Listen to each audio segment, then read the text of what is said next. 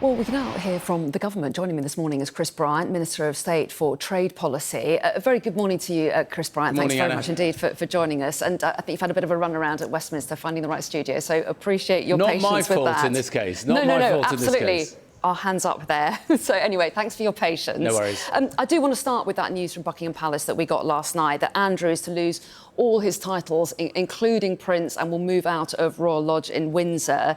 The government says it's supporting this, but I wanted to hear your own reaction. Well, we do support what the King has done, and we've taken our lead from the palace. I think lots of voters up and down the country will think that this is the right thing to do at this stage. And of course, everybody's hearts will be going out to the family of Victoria Giuffre and, for that matter, all the other victims of Jeffrey Epstein's appalling misdemeanours. I mean, the truth is that whenever one of these stories comes back into the headlines, all the victims, they have to live through it all over again. So we support what the King's doing, and obviously it's going to be done fairly swiftly. Well, yes, the King is asking the Lord Chancellor to remove Andrew from the peerage role, so it won't go through Parliament. But do you regret that means that it won't get parliamentary scrutiny? I think the vast majority of people would just want this to be done as quickly as possible. If 'twere done when 'tis done, then 'twere well it were done quickly, I think is the line from Macbeth. And that's what everybody would want. I don't know whether this really needs great parliamentary time. I'm not telling Parliament what to do or what not to do. I just think that we're taking our lead from the palace. It's obviously a personal matter for the King himself as well. So I'm not going to conjecture about other things that might happen. And yet, we should stress that Andrew still continues to deny all the allegations against him. But would you like to see him go to the US and give evidence in investigations into Jeffrey Epstein? Again, that's a matter for another jurisdiction, and I'm sure that Andrew would want to cooperate with any investigations that there might be, whether in this country or in any other. But would you personally like to see that happen? Do I personally? I'm not here as an individual, I'm here as a member of the government. I don't think it's for us to tell an individual member of the public what they should do, and he is now just an ordinary member of the public. But I think it would do everybody a disservice if he weren't to cooperate. I mean, I think that just stands to reason, doesn't it? Let me move on to the issue of Rachel Reeves. The Prime Minister has told the Chancellor that she faces no further action over her failure to obtain the appropriate rental licence for her South London family.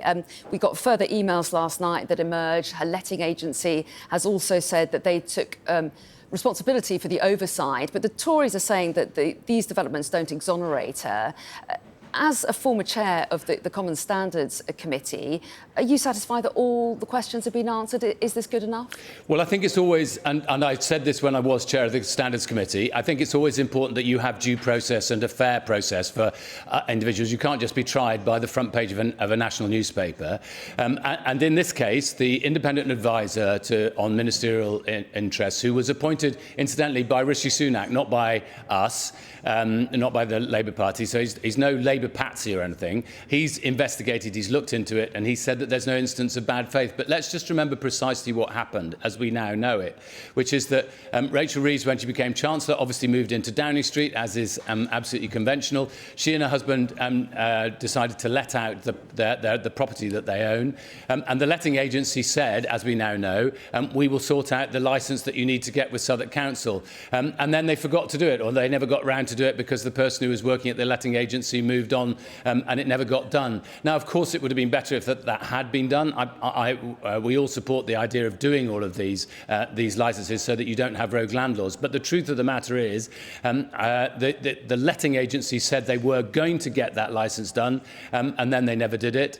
And the independent advisor, who, as I say, is no Labour patsy, was appointed by Rishi Sunak. He has said that there was no bad faith, and he's effectively exonerated promoted Rachel Reeves. So I really do want Rachel to be able to get on with doing the budget now, because it's really important that we get the economic strategy of this country back on course. Absolutely, but you also want your Chancellor to have everything in order, don't you? Yes. And she initially did say she was unaware of the requirement to get this special licence. Turns out that the emails that she's dug up show that her husband was informed by the rental agency about them, so she changed her story on that. She only latterly found these emails that gave us the full picture as well. I mean, at the very least, it looks quite sloppy and slapdash, doesn't it? We don't really want that from someone who's in charge of the nation's finances. Well, it would have been better, obviously, if they'd found those emails right at the beginning. But that's why the independent advisor looked at this matter on 2 separate occasions. The Prime Minister asked for advice from the independent advisor on the first day, and he felt that there was no further action to be taken. And having now looked at these further emails that have been found, where as I say, the estate agent, the letting agent rather, says quite categorically, in terms, we said that we were going to do this, and we're very apologetic that we haven't done it. The independent advisor has said that there was no bad faith, and so I obviously it would have been better if this licence had been secured in the proper manner in the first place. But I really think now I want Rachel, and I know I've been talking to Rachel, not actually about this week. I've been talking to her about trying to get the deal with the Gulf Cooperation Council over the line, so that we can trade more and bring in an extra £9 billion worth of business into the UK over the next few years. She's very focused on what the budget's going to contain in less than a month. And of course, she's fully supportive of what we've been announcing today, which is that we want to get businesses in particular sectors like steel and glass and cement and chemicals, where they have a very high dependency on energy costs. We want to get those energy costs down for them, which is why we're announcing today £420 million worth a year of compensation for them, so that they can properly compete and protect 400,000 jobs in the UK. That's the kind of thing where Rachel is actively engaged in trying to make sure that we have an industrial strategy and a plan for change in this country that can really deliver security for people in their homes. Yeah, and I do want to pick you up on that announcement that you're making today. You're effectively increasing the discount that you give to these energy-intensive industries from 60% to 90%. That's you right. say that comes as no cost to taxpayers, but subsidies always shift the cost somewhere. I mean, the truth is that's going to go on to consumers' bills, isn't it? No, I can 100% guarantee that this will not go on to... So where does the money come from? Just let me finish the sentence, if it's all right, sorry. So I can 100% guarantee that this is not going to be going on to consumers' bills. We know that consumers are facing a tough time because of energy bills, and that's why we've extended the £150 Warm Homes initiative to an extra 6 million households this winter. Really important part of what we're trying to do. But no, we found this money from within DESNZ. I wish I could give you more chapter and verse on precisely where the money's coming from. We'll be doing that later on today, when we're announcing a couple of consultations from the Department for Energy and Net Zero, so that we can make sure that not a single penny of this is coming from consumers. This is really good news for sectors like steel, cement, gas and not gas, glass, that's the word I was looking for, because it will help protect 400,000 jobs. And it's also important for our net zero because one of the dangers that we have at the moment with high energy costs for businesses such as this, which need a lot of energy, is that there's a danger of carbon leakage, which is a phrase used to mean that, in essence, some business might go to other countries where they don't have to abide by the same carbon neutral rules as in the UK.